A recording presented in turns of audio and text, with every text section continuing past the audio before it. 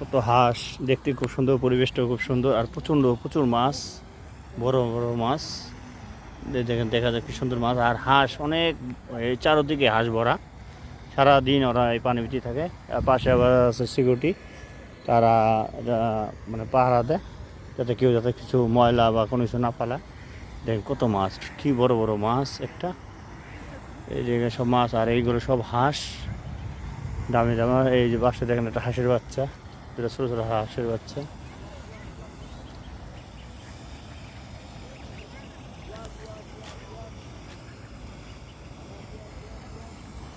আছে অনেকগুলো হাঁস।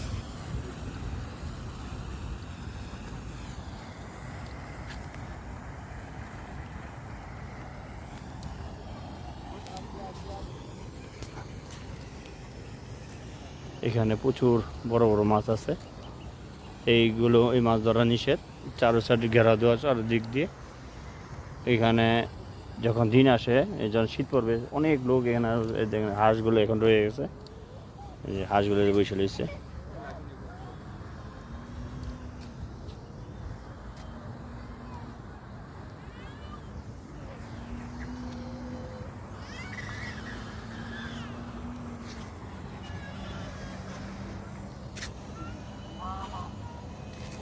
সুন্দর এক পরিবেশে আসছি, সামনে বড় নদী, তাই এইখানে আছে হাঁস মুরগি।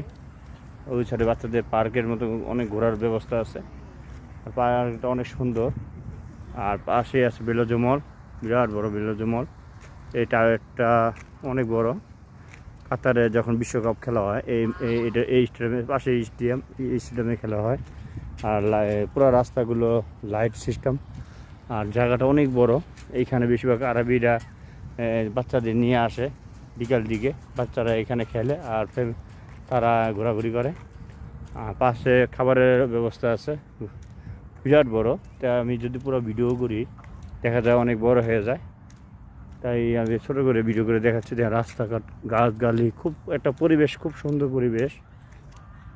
দেখেন রাস্তাগুলো লাইট এত সুন্দর করে করা হয়েছে যে দেখার মতন।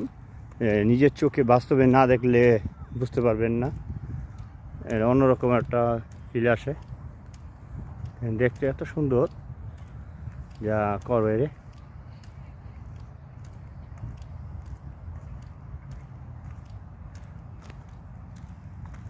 আর পাশে আছে ছোটো ছোটো, এই যে এটা হলো ডাস্টবিন, মানে যারা আবিজাবি খাবে, এরকম জায়গা আছে ডাস্টবিন, এইগুলো ব্যবহার করে।